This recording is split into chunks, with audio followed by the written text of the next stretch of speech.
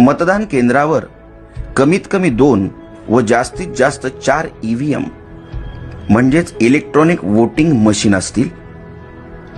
तुम्हाला मतदान एकूण 4 म्हणजेच अ जागा, ब जागा, क जागा व ड जागेसाठी करणे आवश्यकच आहे. उमेदवारांच्या संख्येनुसार या 4ही जागांची आखणी ईव्हीएम मशीनवर होईल.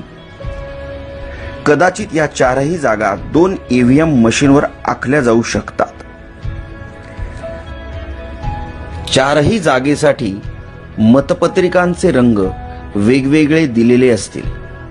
अ जागेसाठी पांढरा रंग, ब जागेसाठी फिका गुलाबी रंग, क जागेसाठी फिका पिवळा रंग व ड जागेसाठी फिका निळा रंग असेल. प्रत्येक मशीनवर उमेदवाराचे नाव व त्याचे निवडणूक चिन्ह असेल. अ जागेखालील योग्य उमेदवारासमोरील बटन दाबा, लाल लाईट लागेल. याचा अर्थ अ जागेसाठी मतदान प्रक्रिया पूर्ण झाली.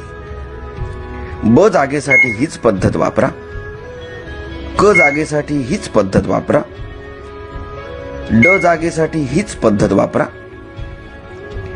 एखाद्या निवडणूक जागेसाठी उमेदवार योग्य व सक्षम वाटत नसेल तर मशीनवरील NOTA नोटा याचा अर्थ नन ऑफ अबव किंवा वरीलपैकी कोणी नाही असा होतो, ते बटन दाबू शकता. पण जरा विचार करा, कारण तुम्ही भारत देशाचे सक्षम मतदार आहात आणि तुमचं एक मत देशाचं भविष्य बदलू शकतं. तेव्हा योग्य उमेदवार निवडायचा प्रयत्न करा. ड जागेसाठी मतदान केल्यावर बजर वाजेल. याचा अर्थ तुमची 4ही जागांसाठीची मतदान प्रक्रिया पूर्ण झाली. धन्यवाद. तुमचं मत हीच तुमची ताकद. चॅनेलला सबस्क्राईब करा आणि परिसरातील ताज्या घडामोडी सर्वात आधी बघण्यासाठी बेल आयकॉन दाबा.